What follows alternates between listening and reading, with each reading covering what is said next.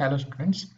In this 13th lecture of calculus of variation, we discuss moving boundary conditions and transversality condition. First we obtain the formulas and then the examples, and the exercise is given for your practice. So here first we discuss the situation. So far we have discussed the solution of such functionals where the boundary points are fixed. That means boundary points are in the form either it is x equal to a or x equal to b. That means it is a vertical line that is given to you. But certain cases when the boundary points are not given, means you will be given that x equal to a is here and x equal to b suppose here. So these are the endpoints or the boundary points, and x equal to a means this straight line and this straight line parallel to y-axis, x-axis, and this is y-axis. So the functional is suppose like this, y equal to yx, sorry, the extremal is like this.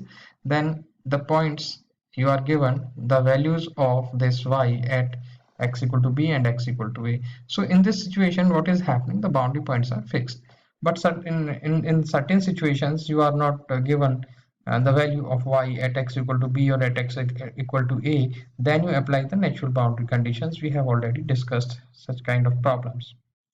Now, the important point here regarding this topic is what happens, what if the endpoint is either one endpoint or both the endpoints constrained to lie along some general curve. In determining the boundary conditions, we allowed the ordinate of the endpoint to vary. However, the abscissa were given x equal to a and y equal to x equal to b were already given in the statement, but there was the situation in case of the boundary condition either y of a is not prescribed, or y of b is not prescribed, or in certain cases both are not prescribed. Then you apply the natural boundary conditions like curly f over curly y dash at x equal to a equal to 0 if this value of y is not prescribed at a, and otherwise curly f over curly y dash at x equal to b if value of y is not prescribed at x equal to b. Or we will use both these conditions, natural boundary condition, if none of the uh, values of y is given at a and at b. So in that is why we say in the determination of the boundary conditions we are allowed ordinate, we allowed the ordinate of the endpoint to vary, means x equal to a, y equal to b is fixed, but you can allow this y to vary, x equal to b, then you allow y to vary. Now in case of the moving boundaries, what happens that endpoints constrained to lie along some general curves. Now we want both abscissa as well as ordinate to vary. So this is the main difference. This is the main difference between natural boundary conditions and the moving boundary conditions. So let us see the whole situation which is given over here with the help of a diagram here.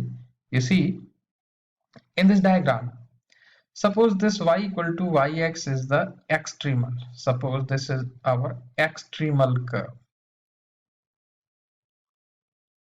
Then all the three situations I am going to discuss here. Suppose you are given that a is a fixed end and b is the fixed end, then corresponding to this fixed end you are given value of y, means this point is a y a, and this point is for b you have b y b. So this is the situation when both the uh, boundary conditions are already prescribed, means they are bound to lie on x equal to a, this point, and this is at the line x equal to b. Now in natural boundary conditions this is fixed, but you know the ordinate may vary. But now here in moving boundary conditions what is happening, Let this is the extremal we have already told you. Now if you have this curve is y equal to fx, this green one, this is the curve, and let this curve is y equal to gx, the second curve. And if they are intersecting, these two curves are intersecting at this point or this point, that means the point is variable. Why this point is variable? Because it is lying on this curve. It is lying on this curve. That means at this particular point, the main thing you should keep in your mind that the value of y at, if this is variable and value is x1 here, then corresponding to y here the value is yx1. And similarly, if you look at this point with the perspective of this curve, green curve, then value of this y coordinate of this point will be f of x1. So definitely at this point y of x1 will be equal to f of x1.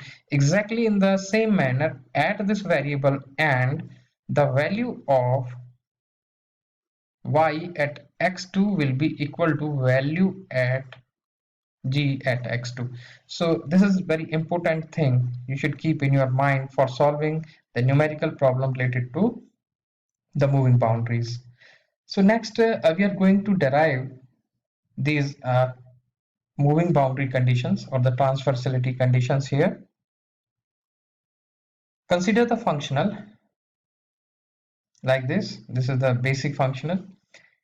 Since the points x1 and x2 are not specified, these are variable endpoints, but they are bound to lie on, for suppose this x1 bound to lie on the curve y equal to fx, and the second point bound to lie on the curve y equal to gx. So you here there can be the situation that this function f may involve x1 and x2. If it happens, then this functional one iy can be written like this. So we will be considering the general case that if x1 and x2 are included in f. So here now the functional takes this form 2.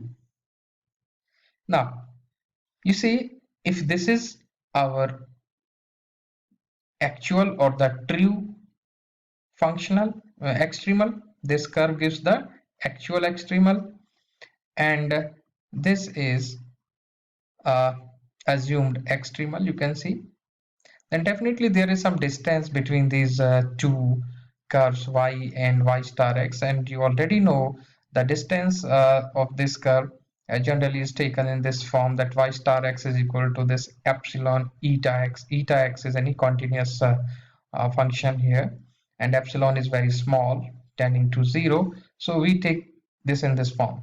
We have already discussed why we take this y star in this form. So now you see, uh, if we have one variable fixed point here x1, and the small changes there x1 plus delta x1, and here is x2 and then x2 plus delta x2. So the situation can be mentioned over here. Let one more thing I would like to mention, that this thing during the derivation of the natural boundary condition, we have seen that this thing is basically taken as delta y. And what is delta y? Delta y is mainly the distance function between these two curves. So delta yx can be written like this, y star x minus yx. Now y star x is this one, yx plus delta y, where delta yx is eta epsilon eta x, we have already discussed. Moreover, let p1 and p2 are 2 points, endpoints on the curve y equal to yx, while the endpoints on the curve y equal to y star x are p1 star, means there is some change in the x coordinate, some change in y coordinate. Similarly at p2 you have some change in x coordinate and the y coordinate. Now to find the variation in I, we have delta of I equal to I of y plus delta y minus iy. So this gives us the situation here, we can represent in this form that P1 is here, point P1, and this P1 star, that is P1 star, this is P1, and the coordinate of this point P1, you know, are given x1, y1, and this P2 are given x2, y2. Then if this is the distance here, then P1 star, and this part is because this is delta x1 here, so the coordinates of this are x1 delta x1 and y1 plus delta y1.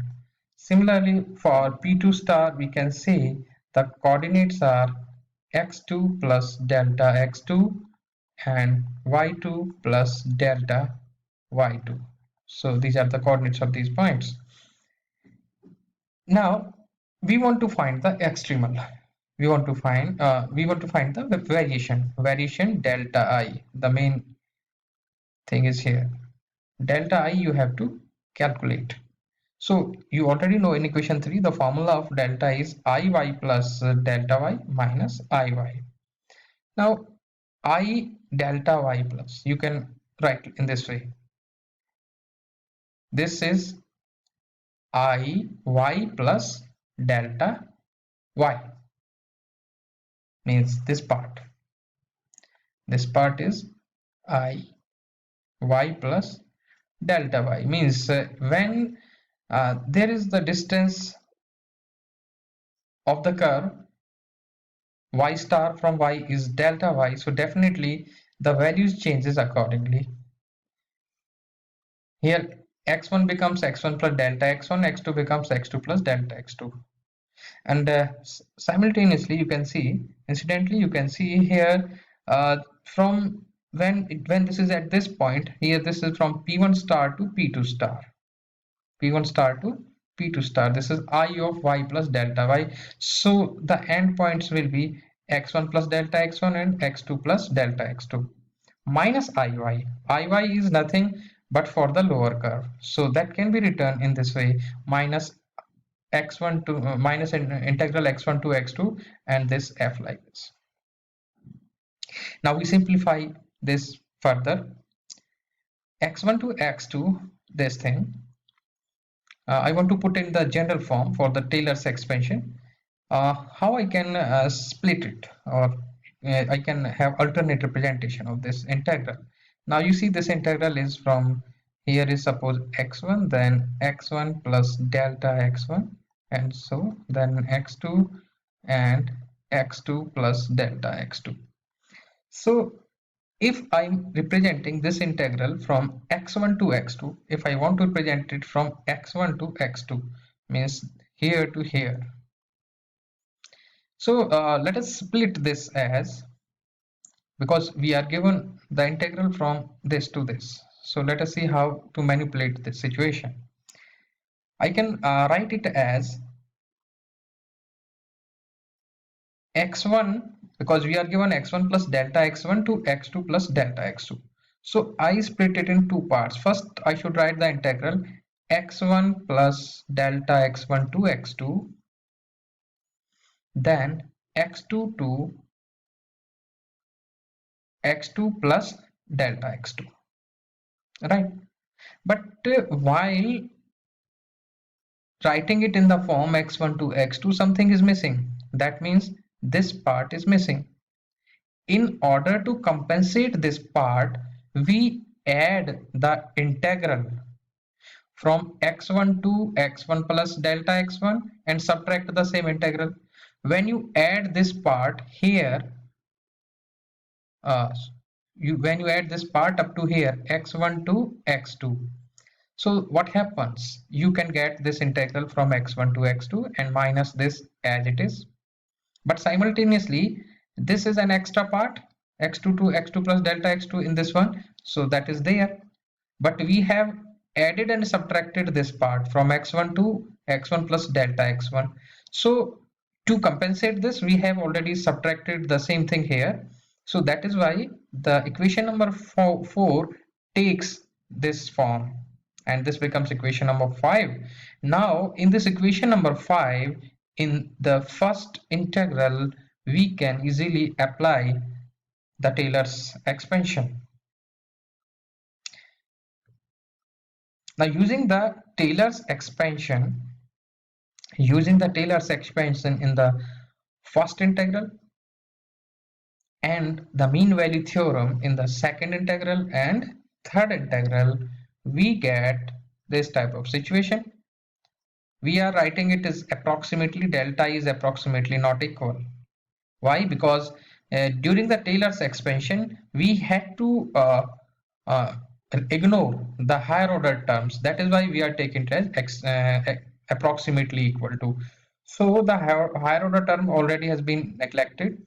The Taylor expansion of the first part gives us this form in the first integral, and the second and third integral takes this form. This is f value of f at x equal to x2 plus theta 2 delta x2. Theta 2 is something lying between 0 to 1, and minus value of f at x1 plus theta 1 delta x1. So this is basically the mean value theorem. That the result is due to the mean value theorem.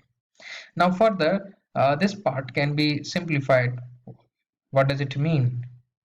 What does it mean? This can further be simplified using the continuity of f, because this is continuous. So f at x1 x2 plus delta x2 can be written as f at x2 plus epsilon 2. Similarly, this can be written at f at x equal to x1 plus epsilon 1, where epsilon 1 epsilon 2 tends to 0 whenever delta x1 and delta x2 tends to 0. Further, we have in this form in equation number 6, we can keep this part as such and these parts as such, but we can integrate this part, this one, as by parts. So how to integrate this as by part?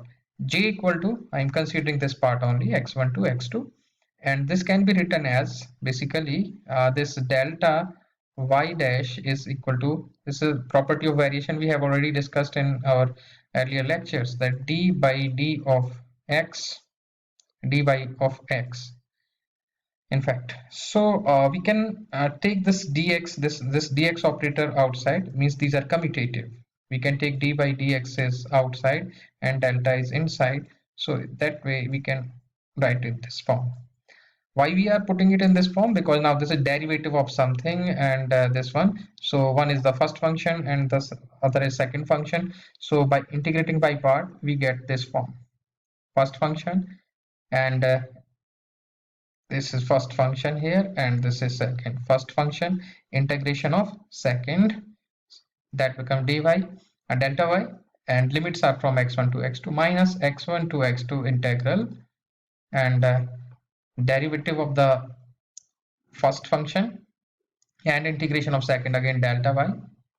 So after simplification, you put here at x2 minus lower limit like this, and we get this equation number 9.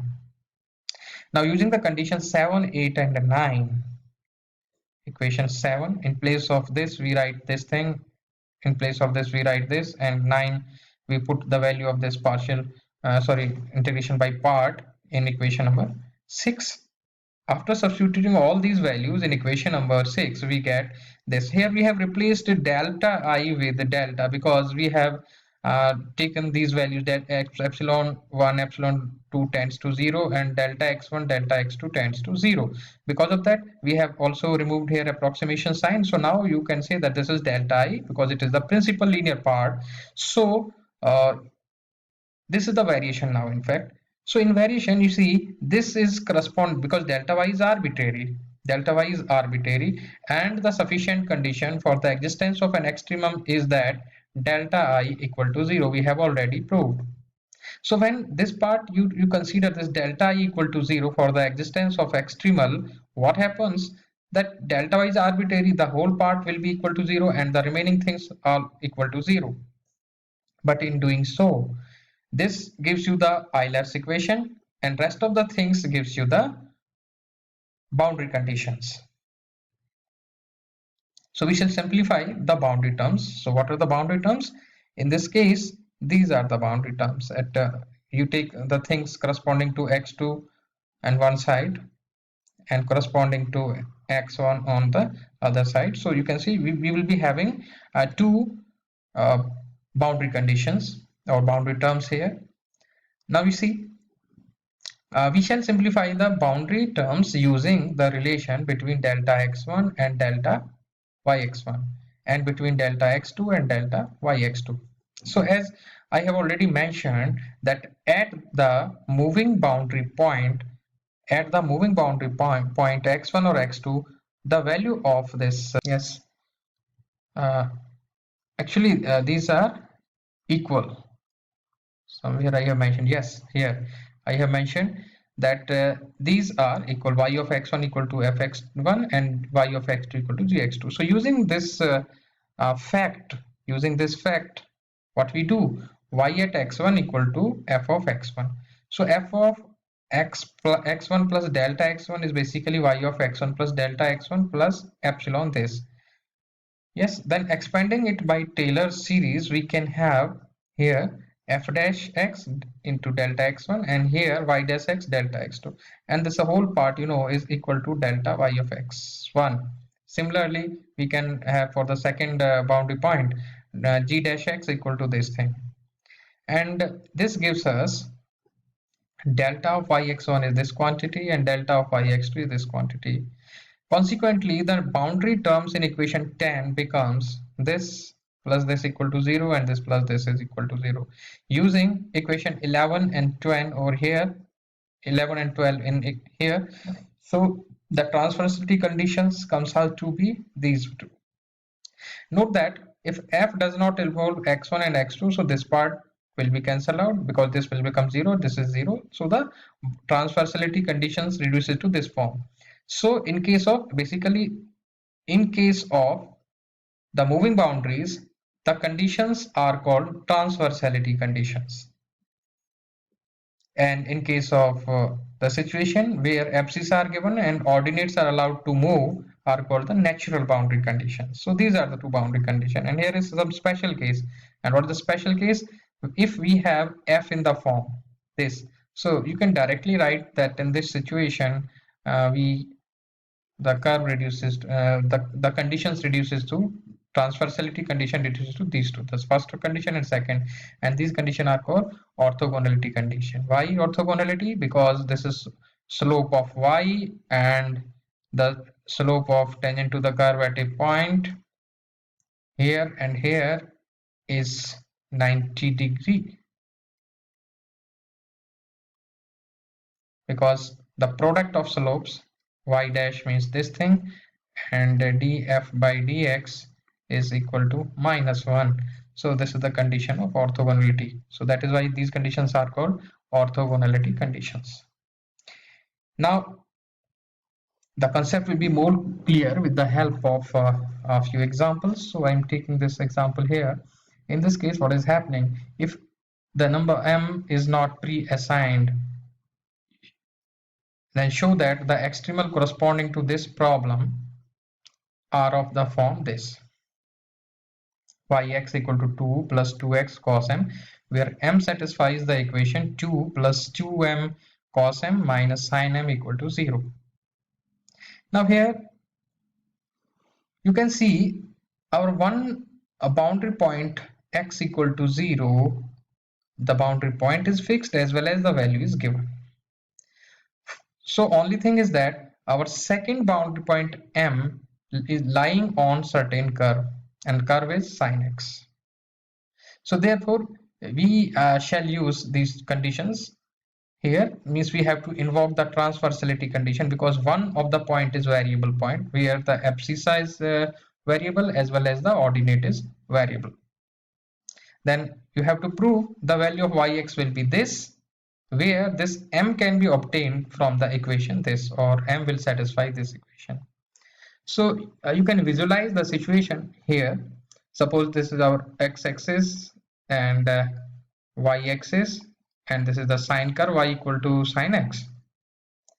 So in fact we are considering in this case fx is not variable, this is a fix. We are having gx only. So in fact here gx is sine x, and this sine x is the variable curve, and let yx is the extremal for this functional, Then on the one end, at x equal to 0, y at 0 is given to be 2. So this is the one boundary point, and the second boundary point is here b, where you are given y at m. When x is m, value of y is sin m, means this bound to lie on this variable curve gx. So that is why this is the case of variable endpoint.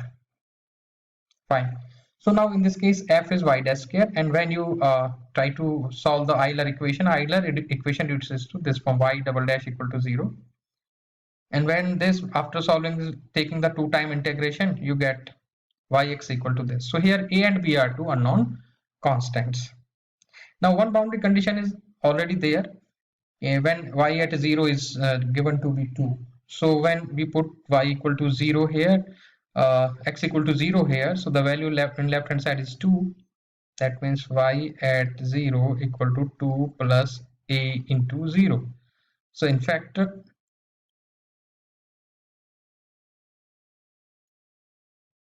here in this case, so in fact b equal to 2, the value of b comes out to be 2. When value of b comes out to be 2, so it becomes yx equal to 2 plus ax. Now you are also given the point a, point this m to am lies on the curve, because when this x coordinate is m, if m is there, x coordinate is m, at this point this yx and this gx are intersecting. So at this point you can have two things, y of m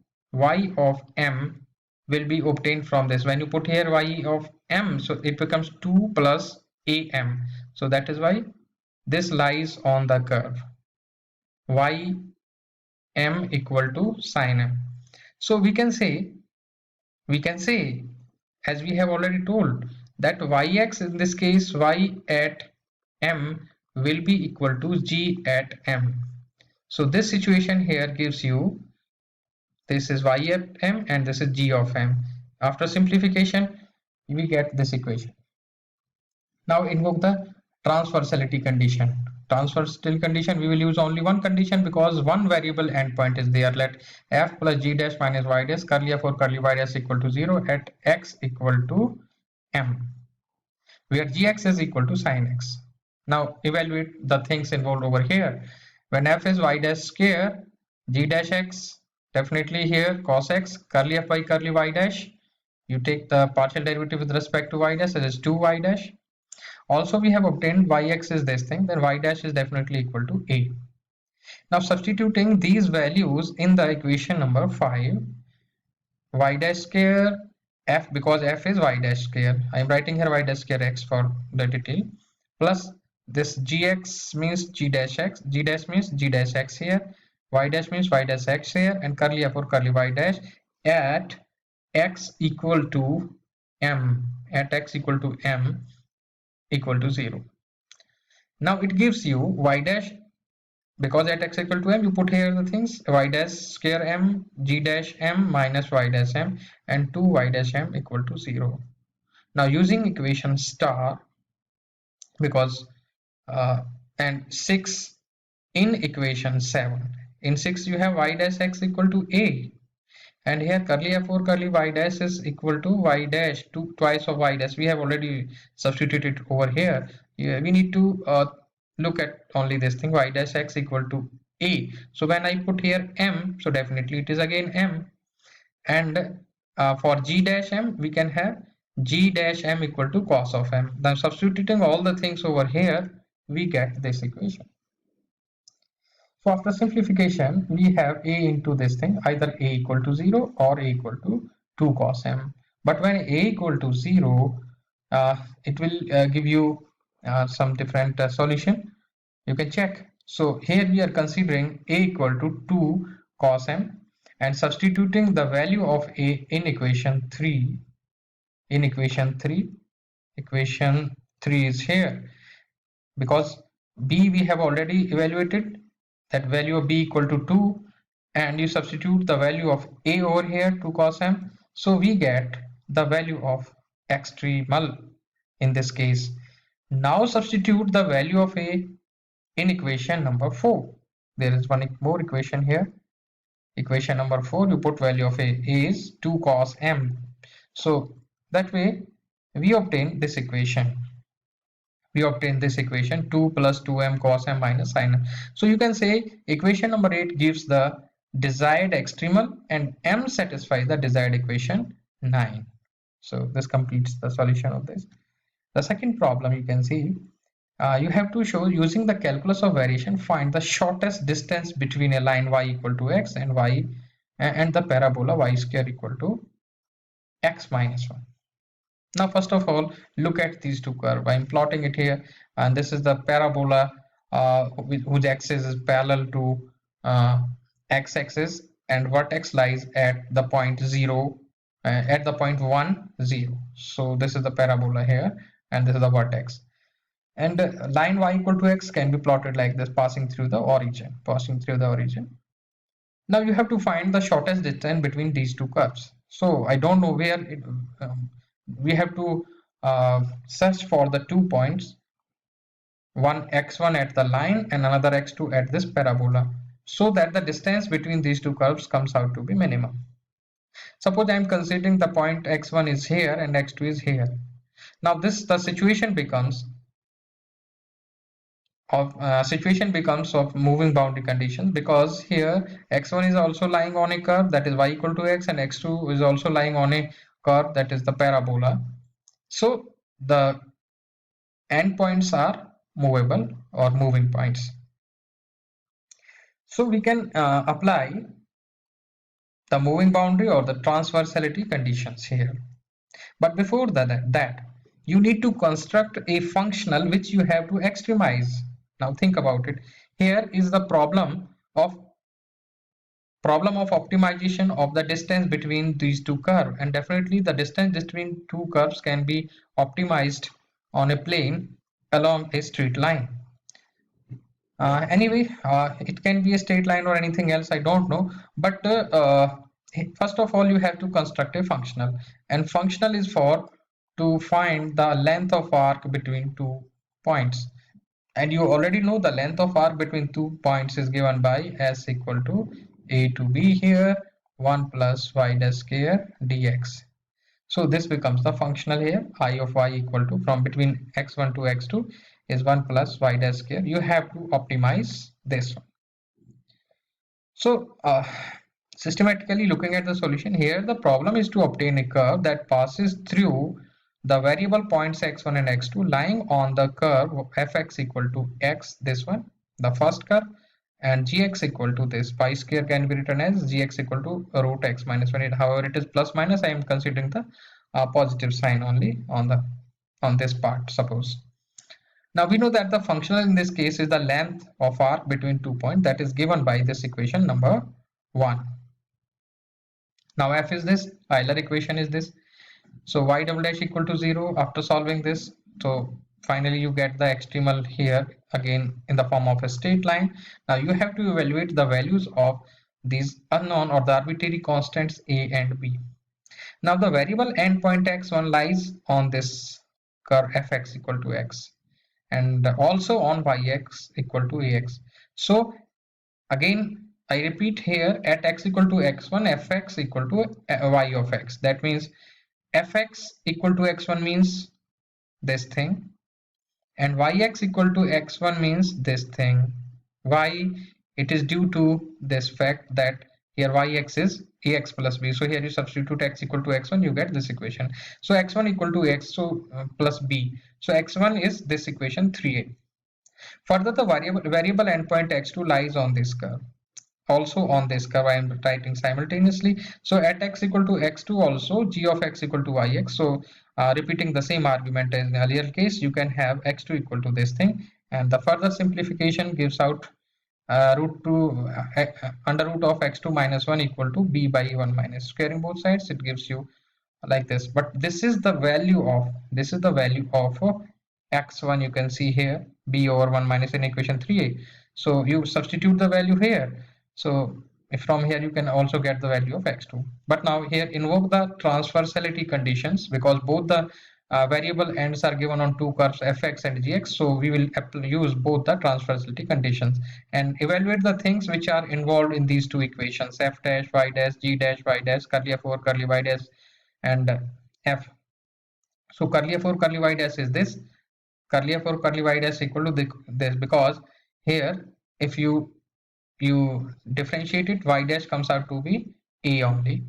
So this is y dash over 1 upon this becomes a over 1 plus a square, and g dash x is 1 by this, f dash x is 1, fx equal to x, so f dash x is this.